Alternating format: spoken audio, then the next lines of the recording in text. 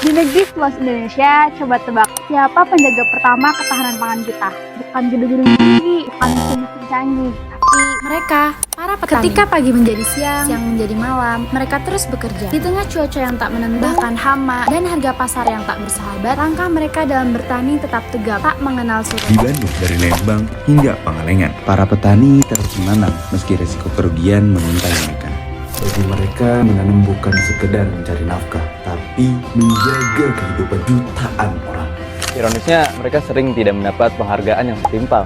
Gabah yang mereka rawat dengan sangat sabar, dihargai dengan harga yang murah.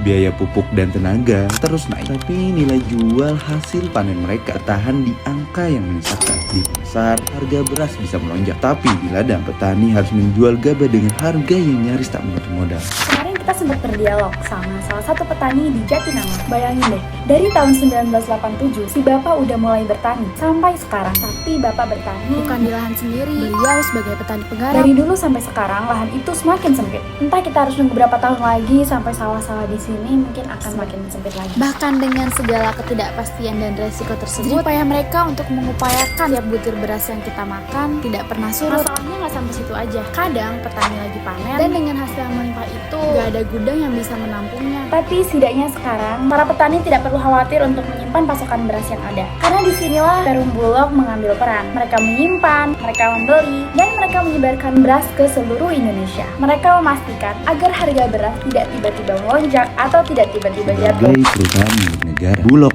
menjadi jembatan antara petani dan masyarakat. Melalui program harga pembelian pemerintah atau sering kita bilang dengan HPP, Bulog menyerap gabah dan beras petani dengan harga yang lebih layak, menyimpan cadangan pangan, dan menyalurkan beras hingga ke pelosok. Dari gudang ke dapur rumah di seluruh Indonesia, itulah rantai kehidupan yang mereka jaga. Di Bandung, Bulog menyerap lebih dari belasan ribu ton gabah setiap tahunnya. Mereka menyalurkan lebih dari 7.000 ton beras cadangan pangan setiap bulan. Dengan program SPHP dan gerakan pangan murah, mereka memastikan agar stok tetap aman dan harga tidak melonjak. Ketahanan pangan sejati hanya bisa terwujud ketika petani dihargai dengan layak. Setiap karung beras yang keluar dari gudang Bulog adalah simbol keadilan. Keringat petani dibalas dengan harga yang pantas. Masyarakat pun menikmati beras dengan harga terjangkau. Di balik setiap karung beras itu tersimpan cerita perjuangan yang panjang. Dari sawah yang penuh peluh hingga lumbung yang penuh dengan hasil panen, semua menjadi saksi bahwa kesejahteraan petani merupakan fondasi utama.